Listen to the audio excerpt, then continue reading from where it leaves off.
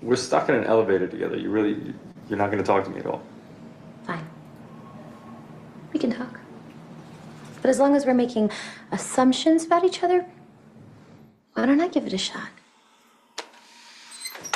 You grew up in suburban fill in the blank. You went to la-di-da liberal arts school. You didn't have enough drive to get a real job. And then you grew half a beard and moved to Manhattan on your grandmother's inheritance. My guess is that this whole hatred for New Year's comes from just some boring as hell prom queen who broke your heart on New Year's Eve in high school. So, am I close? Suburban Maryland. Welcome back to another episode of Front Row Cinema, a movie podcast for movie lovers by movie lovers. I am your host, Dieter Trimboli, and with me, as always, my co-host. We've got the New Year's Eve ball in the house tonight. We got Mr. James O'Reilly. That's my favorite one yet. Thank you. I thought you'd like that one. And each week we take a look at my 1,000 movies I've seen in theaters, and we see how well it's aged, along with the hype surrounding the film, its box office analysis, and legacy in the film industry. So if you enjoy this kind of content, hit that sub button on YouTube, leave that 5-star review on Spotify and Apple Podcasts. It's how you help the channel grow. Jim, what are we watching? We're watching what I think is probably the masterpiece of the Gary Marshall holiday trilogy. Well, you're starting New early, that's Year's for Eve. sure. All right. Get that out of your system now. Oh, yeah, believe me, it's not even close to out of my system. We're gonna That's be here a while. Oh my God. That's right. It's New Year's Eve, people. So we're doing the 2003 rom-com New Year's Eve, directed by Gary Marshall, written by Catherine Fugate, and starring every single actor you've ever heard of. Exactly. They're all here. And they're Gary in-house Marshall tonight. calls and you answer. Yeah. You pick up that phone, you do this movie for scale, you do your time. We've got our DVD cover here, Jim, and we turn our attention for our lovely log line on the back, and it reads, New Year's Eve celebrates love, hope, forgiveness, second chances, and fresh starts in intertwining stories told amidst the pulse and promise of New York City. God damn it. Just so succinct, so Yes. perfect of a description. I love too, like, you know, when I think about holidays that take place in winter and are all about love and caring, the first thing I think of is New Year's Yeah, Eve. New Year's Eve, just the prospect of Exactly. eternal new beginnings. Yeah, the new beginnings part makes sense. It's just like it cracks me up that they like it's a holiday movie, like a Christmas movie, but it's about New Year's Eve. It's like that's not what New Year's Eve is about. Yeah, it's very, very silly. Yeah, and they never showed one person just getting obliterated, drunk, and throwing up in like Times Square like that. Like they don't know what New Year's Eve is. Yeah, exactly. Animals. Exactly.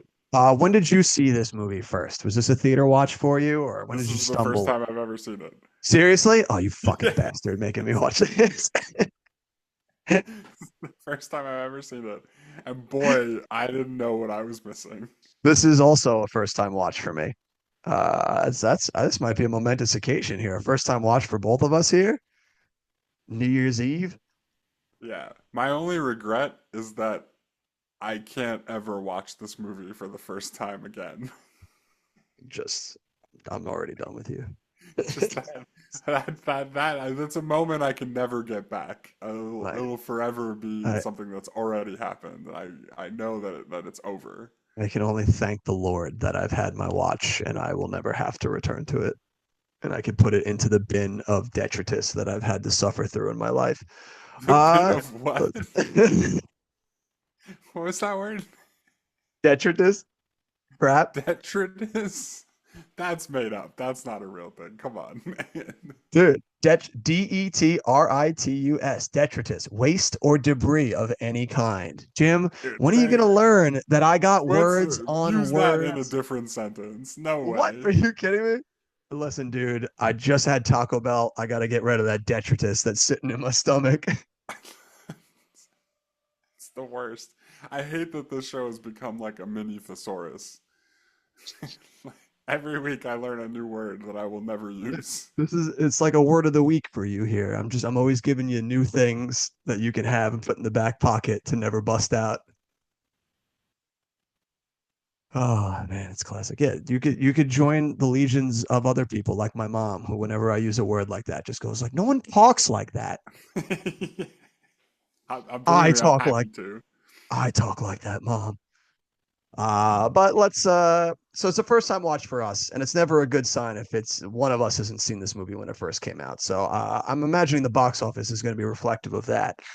So let's dive in and let's see just where this turd lied. Numbers, dates, numbers, numbers, dates, array, dates, numbers. Show me the money. All right, so New Year's Eve is gonna open against a $56 million budget. That's a respectable budget. I can at least respect the budget there. It's respectable. It feels like maybe a bit much, but it's respectable. It's gonna come out. This is the part that's interesting to me, and this is what if I wonder if why they're leaning into the holidays, like in family, a bit of it more. It comes out the weekend of December 9th through December 11th. A little early, but all right. Yeah, I right. guess you want Like to again, capitalize a few you weeks, right? know, you know what's on everyone's mind in the heart of the holiday season on December 9th, New New Year's Year's Eve. Eve. That's what everybody's thinking about. Um, it's gonna. Oh, sorry. I think I might have said of 2003, just because I'm in the mode of us doing movies in 2003. This movie came out December 9th, 2011. I was gonna say it might be a little early, 2003. Zac Yeah, Efron looks because really good for his age in 2003. yeah, I can't remember. I can't remember if I said it or not. But the reason I double thought about it is because it's gonna open number one to an astonishing $13 million. This Christ. To win the Like, weekend with 13 million is and that's it a opened feat number right there. one. Yeah, It opened number one. We were that's a just feat. doing movies in like the winter of 2003 that are like crushing this, like in its like third or fourth week, you know? It's absurd. 13 million is all the way down towards the bottom. It's gonna tie in the 53rd spot with Head of State, which also made $13 million, Yeah. which is Jeez. just the kind of company you want to be keeping. Yeah, and I This mean, all-star cast. this honestly might be the most depressing thing I've ever seen because we've been going through the 2003 ones and we're like, man, look at all these movies that were out at the same time. What a summer for movies, you know? Like, it carried through the fall and holiday season. Wow, you know? And now we're looking at on December 9th, New Year's Eve opened number one. In second place is another opening weekend movie, The Sitter, with 9.9 million. Jeez. What even is that? That's the Jonah Hill comedy.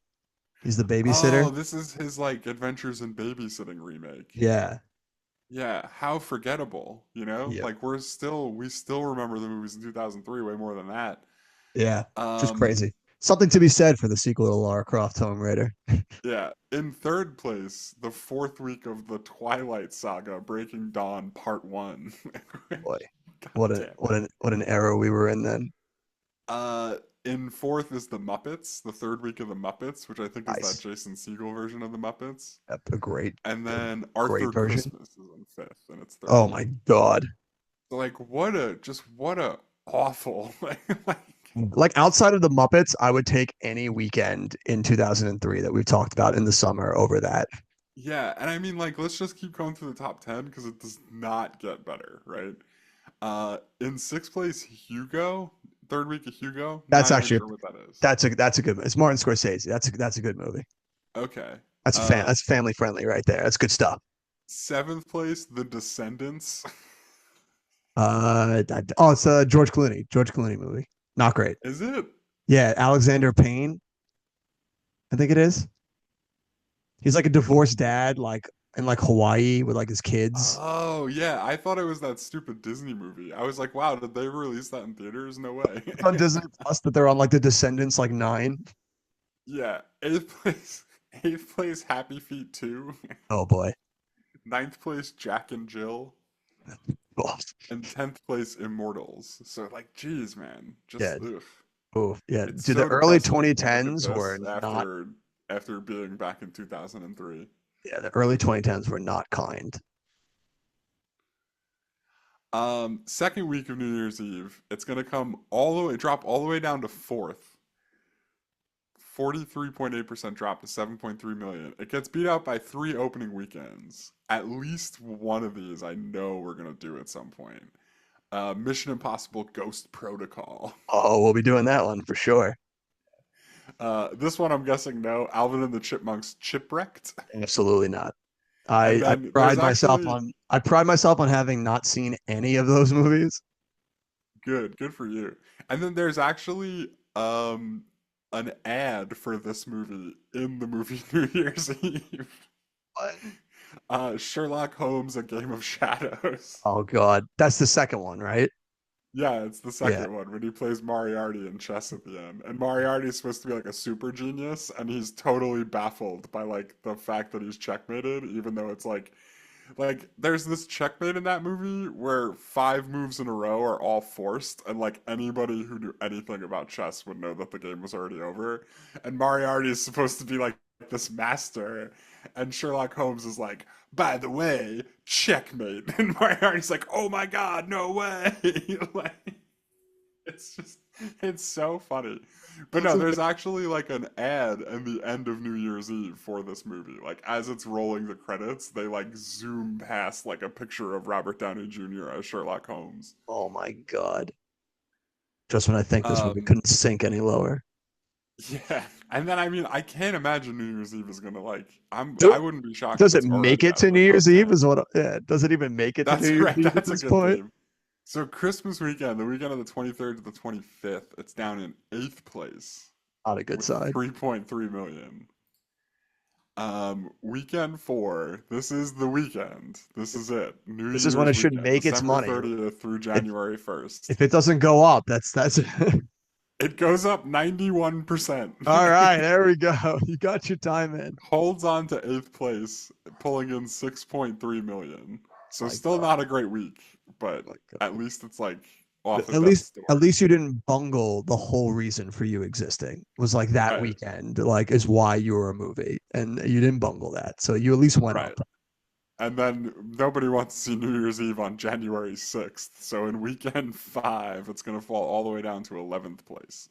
Oh man. All right. So joining a bunch of other notable the 4 weeks are really just padding itself out with just a dearth of horrible movies.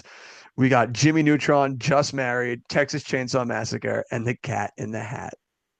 Join the Legion New Year's Eve. Yeah, wow. That's pretty impressive, honestly, that they all are at 4 weeks. It's like that's the shelf life for before people realize they don't want to see a movie. Before they're like, yeah, I'm not falling for that one. I mean, I'm not really sure. This movie is definitely the odd man out, All you know? right. All right. Settle. Oh, don't you don't you start. Here, let me hear the totals. All right, guy. Oh, yeah. Sorry.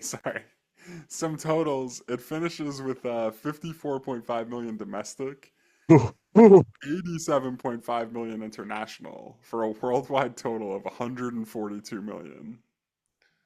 It's about That right. international market, dude. Yeah, oh, yeah. You're really gonna talk it up? Go on. Yeah, dude, it Back it did up. really well internationally. Yeah. 87.5 for a movie like this. Top notch. Yeah, a movie like you would think a movie where New Year's Eve is celebrated everywhere. It's Yeah, I mean, going to a you know bit what they better. say about movies like Avatar and like Transformers, like those kinds of like really like movies that do well internationally. Yeah. Like they cut through all the noise of different cultures and they just really get to like the heart of what it means to be a human being, and that stuff transcends borders. And that's why I think this movie does well internationally. Oh my God. It's a nice plate of gold you put on that steaming pile of junk. Yeah. That 142 is going to put us in the number 39 spot behind Seabiscuit's 148.3 and just ahead of Shallow Hal's 141. Now, one of the greatest things that I could possibly look at here, Jim, is the critic score, where I once again am joining the Legion of Critics. They gave it a 7%. Dang. 7% from the critics. And I'm 7%. firmly on board with them there. On the opposite realm, we have the audience score is a bit higher, 45. Still not great, but way better than 7. So the Yeah, audience at least gave it some of an olive branch. I mean, that's good to hear. I'm glad that there's some people out Yeah, there with some yeah, decency. some class. We'll see if you could Yeah, some class. convince a few Exactly. more of them to join your ranks. A 5.6 on IMDb. Still a death sentence, though. It got a B plus cinema score. Ooh, B So plus. yeah, still not on the great end. A lot Um, of beginning of the movie Ashton Kutcher's in the stands is what I'm guessing. That's yeah, and then we got a couple of user reviews for New Year's Eve. Some interesting folks out and about for this. This guy writes, "This movie was so bad, it is the reason I joined IMDb, just so that I could give this a 1." what what date was that review left? Does it have a timestamp?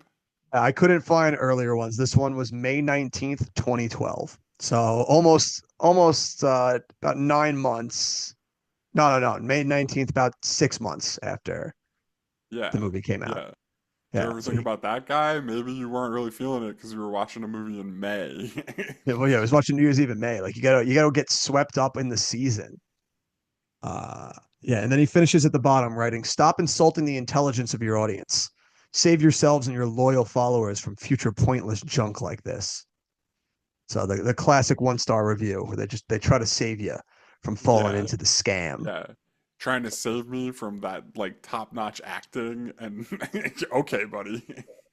Then we have our second 1-star review here. "This is a good movie. If you are difficult and you are sitting on the toilet, it really helps. Or you had too much to drink and you need an accelerator to throw up. Great." Just great. Nice. So far I'm digging this analogy so far. If you're constipated, it will help you. Shit. Just as A1 person, whoever wrote that. Amazing. And then we got one last 1-star guy. He writes, "This is a whole new level of suck. If anyone suggests this movie to you, run away. Far, far away." It's just amazing. Yeah. That's I'm telling you, that's a lot like how Ashton Kutcher felt in the beginning of this movie, and he learned a lot of valuable lessons. Then we switch it over to the other side where we have a couple of tenors. Where do we have a good one here? All right, so here we go. So they they write 10 out of 10. "Look, we all know Adam Sandler movies are silly and stupid, but we know what we're going to see and expect, and that's why we watch them. Same goes for a movie titled New Year's Eve, with a beautiful rendition of songs sung by Leah Michele and John Bon Jovi. Why not see it? It's a feel-good movie with light tears that feels you leaving inspired and looking forward to this holiday. And this is coming from me, a girl who hasn't celebrated New Year's Eve since high school, and I've never had a New Year's Eve kiss, but now I look forward to it more than ever." Amazing. It also hits the 10 out of 10 that we always see where they have to like reinforce them to prove to you Right. why it's so good. They have to qualify who they are. Like, I'm Yeah. a girl who doesn't even like New Year's Eve, and Yeah. I've never even kissed anybody. Like she'd be the same person from Elf who was like, "I love New Year. I love New York. So you know this movie's right up my alley." Yeah, yeah.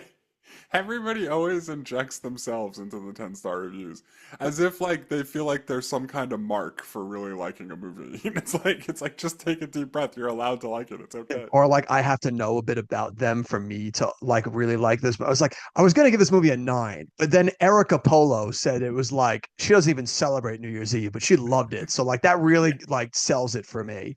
I love like I feel like at the end of her review, she's like excited about the New Year's kiss she can get. Yeah, I mean, I hope that she's got one set up and she's just not like stalking one out now. No, I'm She sure seems she's not very. stalking one out. God, it's like you didn't even watch the movie, man. Like the I point don't is know, she's dude. got to get Abigail herself Breslin. out there. She can't be hiding away on New Year's Eve. She's got to be Abig- out there doing things. Abigail She might Breslin get stuck in an was elevator really. with Leah Yeah. Michelle. Like, God kill me. that And one guy found his soulmate at a pizza joint, yeah, oh, and the jeez. pizza joint didn't last, but their love did, bro. Please stop. I beg you. We got another one here. "I thought this movie was wonderful. What a great storyline. Nicely written. So many little twists and turns. I can't see how anyone would not love this film and enjoy every second of it. It hit you straight in the heart. Cast was amazing. Zach will definitely be receiving some more roles after this. Ending was great. I loved how they showed New York City bright colors and busy streets. I am proud of New York City.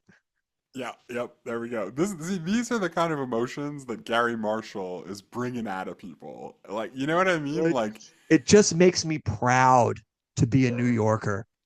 right. First of all, they didn't even say to be a New Yorker. They're just proud of New York City.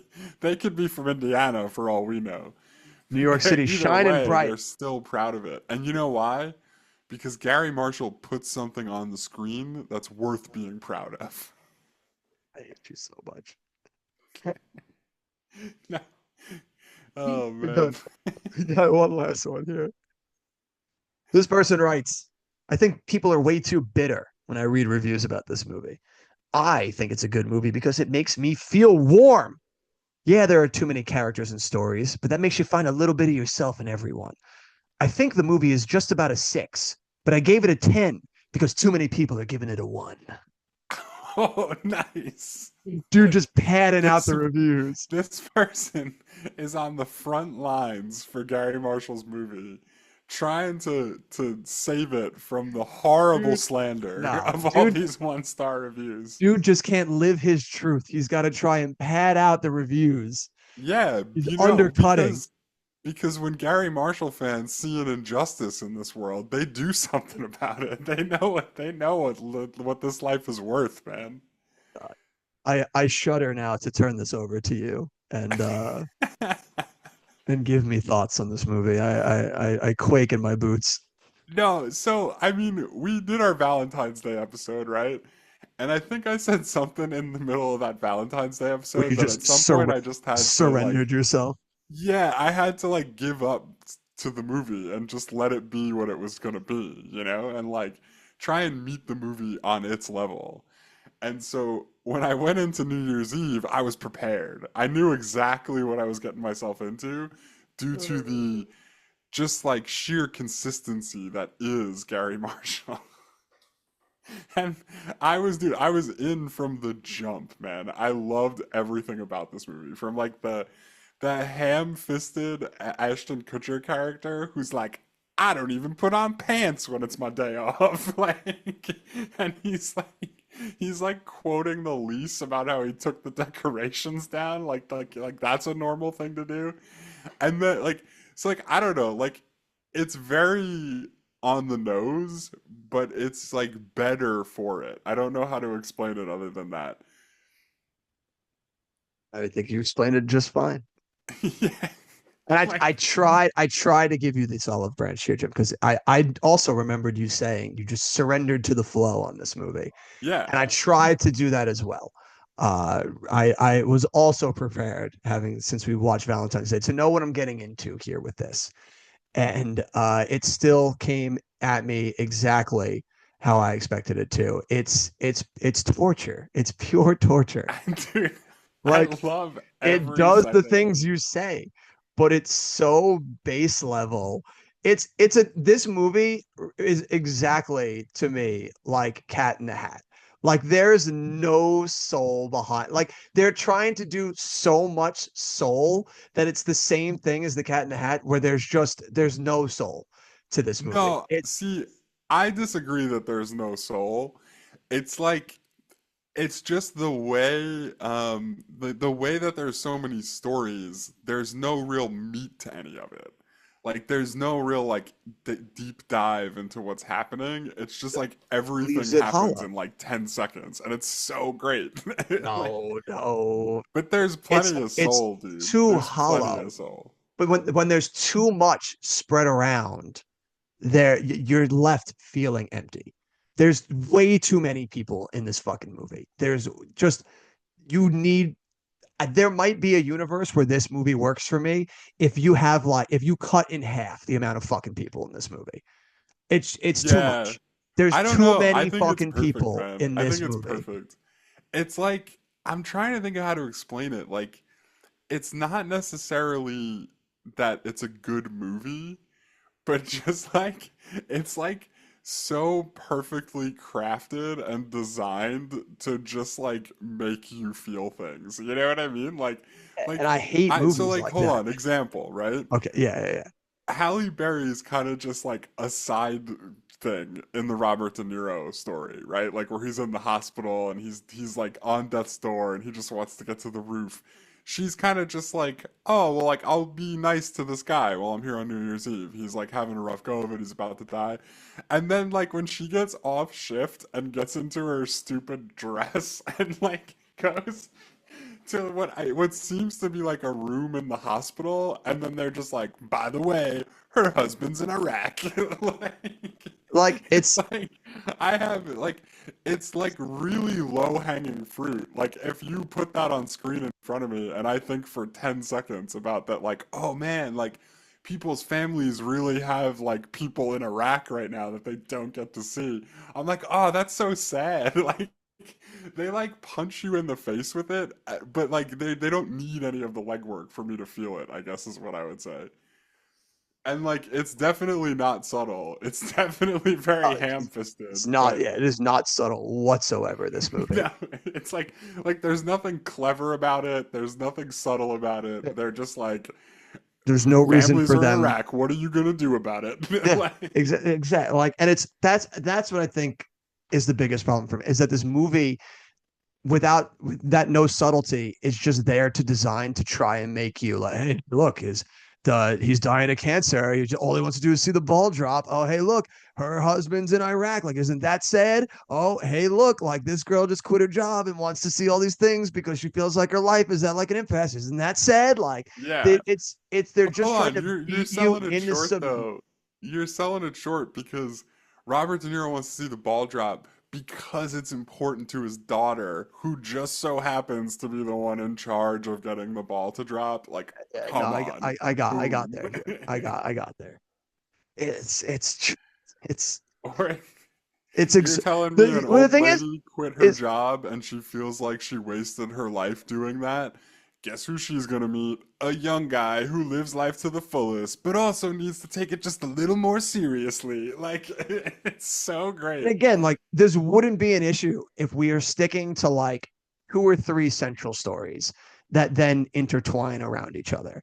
But when we're then also adding in the competing couples to give birth on New Year's Eve to win money, or Yeah. the two idiots getting locked in the elevator together, or the dude who's just trying to get back to New York so that he can meet the girl that he met last New Year's. That's, oh, hey, the woman who's just struggling to let her daughter go to the New Year's to Times Square.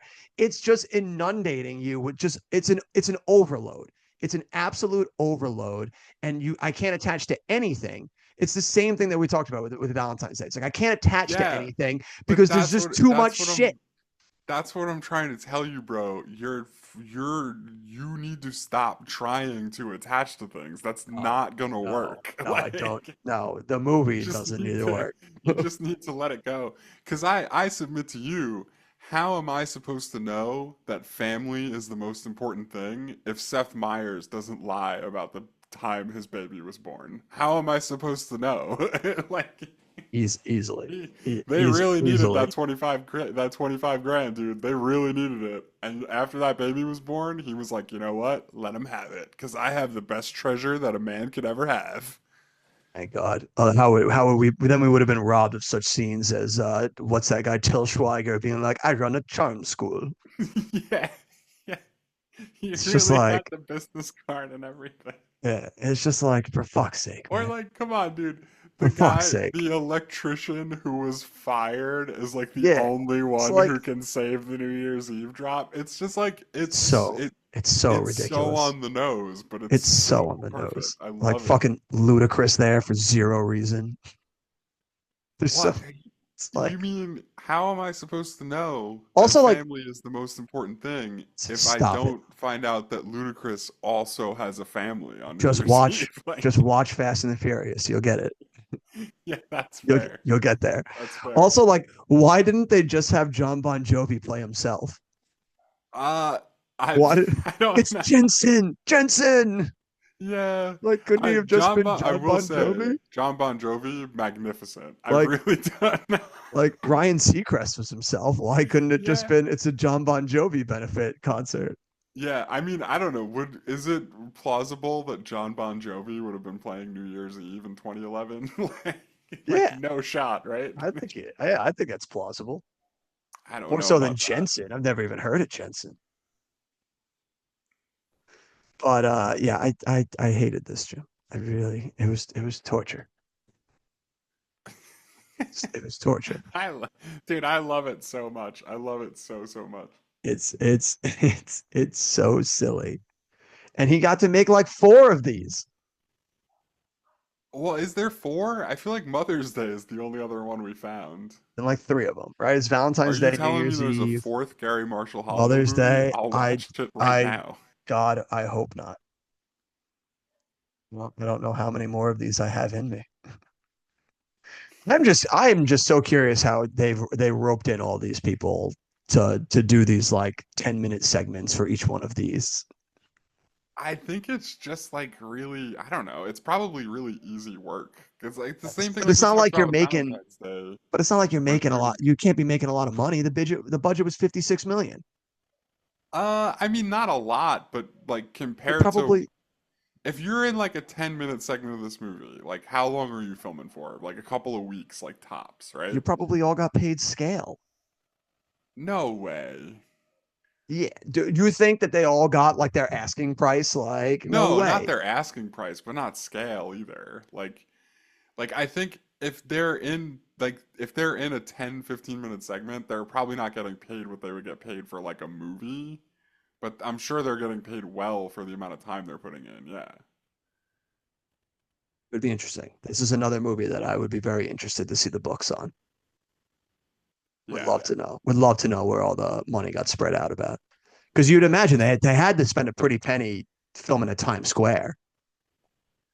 Yeah, I guess so. I mean, there was a Can't lot of imagine that. extras. Can't imagine that comes easy. So it would be interesting. But yeah, I don't the interconnected storyline stuff never really did anything for me in movies. And like the times that it does work, it's because you keep it very contained to like two or three of them and hint at a larger world. And this is just what if we inundate you with like 17 of them? And I just can't find my footing anywhere. And Yeah, yeah. I just don't dig movies like that. I'm glad you can find the joy in these. Very It's happy. schlock, dude. I'm It's very happy schlock. that you Like I found it. get it. You get a It's good time out of it. But I can't get a beat on it. Ashton Kutcher. When, dude, I just like the elevator thing was probably my favorite part. And like the fact that like after she sang, she's like, "Come on, we gotta get you in the New Year's spirit." And the first thing she did was start getting into this like steamy role play. It's like, whoa, what is going on? It's so silly. I died in the beginning just how like because it just comes out of nowhere and like how over the top it is with Michelle Pfeiffer just like almost gets hit by the taxi and just like flies back into the garbage. Yeah, Like like we went so hard so quickly. Like right yeah. at the gate. John Lithgow makes an incredible appearance. John Lithgow. John Lithgow just doing John Lithgow things. I need you for 1 week. It's Like that it's John not Lithgow good, but inflection is so funny. it's not good, but boy, if it's not great. And I'll, yeah, I don't know. I don't know that I have a lot to say about this one. I'll take your word for it. We're just not going to agree on a The, lot of it, and it's like again, it's not very deep. There's not really a story to it. I've really said all the things that I could say about what I like about it. So yeah, it's schlock that you like, and I feel that everyone gets the schlock movie that they enjoy. I've certainly got plenty of them myself. So the only critique I might have yeah, is it here we seemed go. very not believable that he would turn down like that threesome and go meet Sarah Jessica Parker. Oh my god, so silly. All right, Like that must have been one hell of a night the first night. Like she really made such an impression. such an impression on him, which is wild considering who it is. All right, who are you picking out of these animals? Um, Because I you already wasted your Gary Marshall. I know. Yeah, I mean, you could not talk about Gary Marshall. I guess we'll start with the awards. Dude, no, this movie did not win anything. Get out of here. Yeah, it was Common got nominated for a BET award, I forgot Common was even in it. Best Actor, Shut up. which is like really funny because he's the guy. I'm pretty sure he was just the soldier at the end. I think that was him because I didn't recognize him anywhere else. And he was credited like it's funny because the IMDb doesn't even credit people as one movie. Amazing. Like Common gets credited as as soldier, but it's in segment hospital story. So like he doesn't even get like a credit for New Year's Eve. Like Amazing. even the credit people are like, we can't call this one movie. Like it's got to be broken into segments. It does get nominated for one Teen Choice Award. Okay. This makes sense. It's choice movie. Hold on, I just lost Oh boy. And it's gone. it. Much like me watching this movie, I just lost it. Choice. Okay, so this is when Leah Michelle's a big deal. She gets nominated Okay. for Glee, but also as choice movie female scene stealer for New Year's Eve. Sure. Which, to be fair, she did steal that scene. Just ran I'm off not with sure it. which one, but One of but them. one of them. One of them. God. Okay. And then it's nominated for a bunch of Razzies. Gary Marshall, Worst Director, 2012, just crazy. Yeah. Yeah. The It's just- Razzies should be shut these, down immediately. these are the ones I like to Into, hear. I'm gonna get into some real one-star energy and say that the Razzies should be banned. Banished to the moon. Yeah, banished to the moon. Um, Worst Ensemble nominee for the entire cast. Yeah. Which They should have forced them all. also, that's pretty funny. They should have forced all of them to go and accept it in person. Yeah, it got nominated for Worst Picture and Worst Screenplay. Yep, that's right. That's right, baby. And that's really all the big ones. That's all the big nominations. And then I don't know, like this is a tough one because there's so many actors in it. It feels cheap to use this as like an actors one. Use even one for We've already done Gary Marshall. Yeah, I mean, we don't have to. You could save it. You could save them all for a rainy day. Every single one of these actors will come up so many more times in movies that we're doing. I'll just say the writer, their only other like writing credit is for Valentine's Day when they got a screenplay and a story credit. Like they have other stuff. Oh no, and The Prince and Me. I'm wrong. They have a few other feature movie Prince and credits. Me. Is that the The Prince and Me is that Julia Stiles one. Yeah, okay. That is that one. Wow. Yeah, which I think maybe this was a good one to go through, because that's really the same vibe to me. Yeah, very, very much of the same energy I can see here. All right. Well, good for you, Catherine. Um, you got 3 at bats. We gave you your opportunities.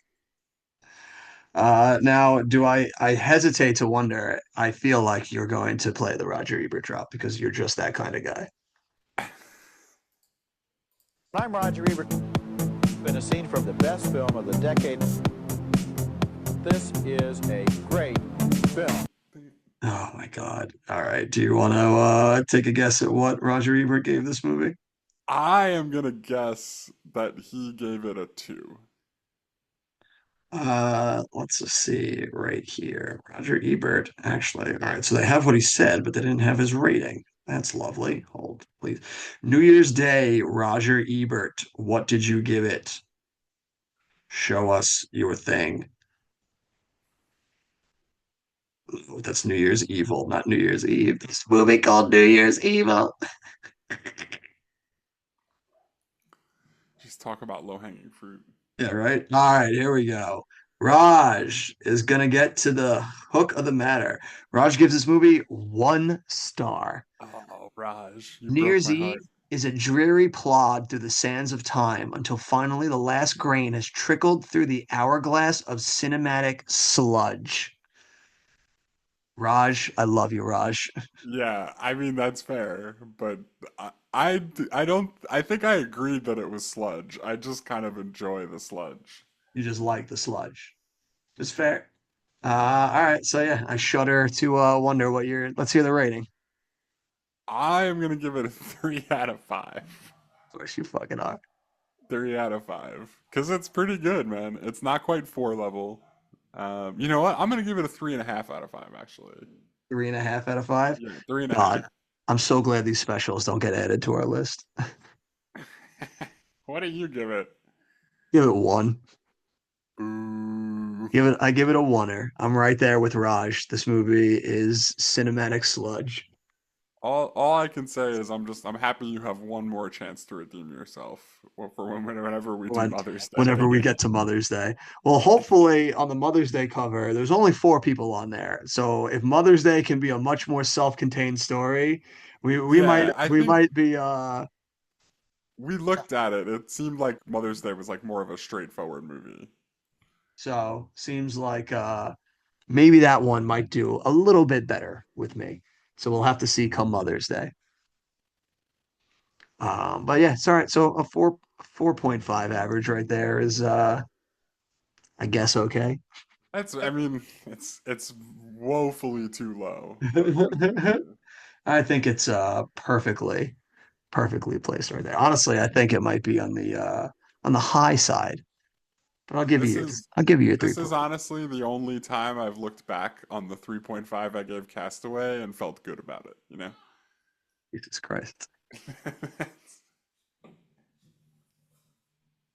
Oh my God, that's so funny. No, we're not taking any guesses because this is a special, and we already know that our next episode is going to be SWAT. Yeah. So everyone knows to come back for SWAT next week. What do you have recommendation wise? You got anything new you jamming on? No, I mean it's just a lot of Christmas movies, and we've talked about them. It's plus by the time people hear this, it won't be Christmas anymore. So, We'll be done with the Christmas movie time. It'll be time for but New if you Year's. missed Hot Frosty, you should double back. My recommendation, again, it's going to be another week of not so much a recommendation, more just kind of like this is the last movie I've watched and have very middling thoughts about it. But is the Taron Egerton, Jason Bateman vehicle that just dropped on Netflix, Carry On? Oh, I did watch that. You watched it? That movie stunk, dude. Yeah, that movie was rough. I Like did not enjoy. I'm so curious. Is it like do we just look at movies different now, or are the people writing movies a lot worse than they used to be? Because this movie just feels like someone sat there and they were like, what if we made Die Hard 2 but through the TSA agents like point of view, but then we just made it awful. Like there's like 2 action scenes and there's no fun in it. It it very much strikes me as like maybe not necessarily the people writing it. Like eventually somebody writes that movie and it's not very good, yeah. But I think it's like studios are kind of back in this place, especially something like Netflix. Like they hear like a kind of cool premise and they're like, yeah, people are only going to halfway pay attention anyway. So like Yeah. if that premise can just kind of loosely get me through the middle of this movie, I'm in great shape, you know? I And feel that's like kind of it's what this feels like to me. Like somebody was like, wouldn't it be cool if somebody had an earpiece to a TSA agent and they were trying to sneak a bag through? Wouldn't that be cool? Like, whoa, there's like a lot there. And then you like realize like it's not really enough for a whole movie. And yeah. like a movie Then you about a start writing TSA it. agent's actually kind of boring. Like, Yeah. And I think um, I think the interesting thing about it too is a lot of these like Netflix is kind of like streaming is kind of taken over the market of the direct to DVD movies since there's no more blockbusters. So that's what a lot of these movies feel like. But yeah, the difference back then is most of those direct to DVD movies, they didn't have huge like name stars in them. They were just like a shitty movie that you picked off the shelf that had actors that are trying to be stars in them.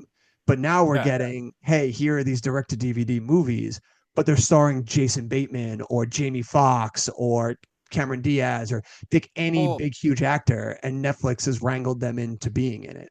The thing is, though, like, is Jason Bateman really a star? The same way you would have called somebody a star, like, when those direct to DVD movies were coming out, like in the 90s and early 2000s. Like, I don't know that anybody is a star compared to the way people were stars in the 90s. You know what I mean? So it's like I don't know that like Jason Bateman really is above being in Carry On. I don't Like I I don't really don't know think if he is. like I don't know if he's in the sense of like comparing it to the 90s where like he's like a huge bankable star, but I don't know. Just based on like the caliber of his work and stuff that he's done, I think he's better than Carry On. I think him and Taron Egerton are better than Carry On. Yeah, I mean I could see why you would think that, but I think what I'm saying is consider that they're not. Like just think about it through that lens for a second, and I think it makes a lot more sense. Yeah, it's definitely an interesting time to be watching these streaming movies because every time I think they have a hook that one might interest me, they invariably prove me wrong. Yeah, dude, I was hooked too on the premise. I was like, I was in there selling it to my girlfriend. I'm like, come on, no, this looks pretty good. Like, we should check it out. Because you know what it is? I'm a sucker for when they call a movie a thriller. I'm So, like, oh yep. yeah, like a So good like, thriller is like my favorite kind of movie. And then if it's not so good of a thriller, it's kind of just like, I don't like know. check out this pulse pounding thriller, and I was like, that was not pulse pounding. Yeah. Like what I thought when I saw that trailer was that they were gonna get on the plane a lot sooner than they did. Let me put it that Yeah. way.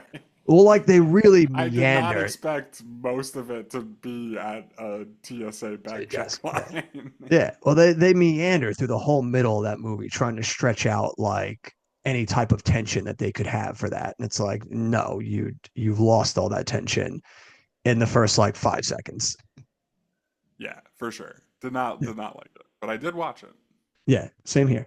And I guess you guys should watch it too after the glowing recommendations we just gave it. Or not, it's up to Yeah, you or not. really. It's up to you. But that's what we watched lately. So if you were on the fence about watching Carry On and this kind of turns you off to it, turn away. If you want to check it out for yourself, by all means, check out the movie, form your own opinion because we're just two dudes with our own opinions, and you should never trust our opinions ever. Yeah, We're that's just fair. we're just here to give them to you. And make sure you join us next week when we're getting that sweet SWAT to you. And until next time, we'll see you at the movies.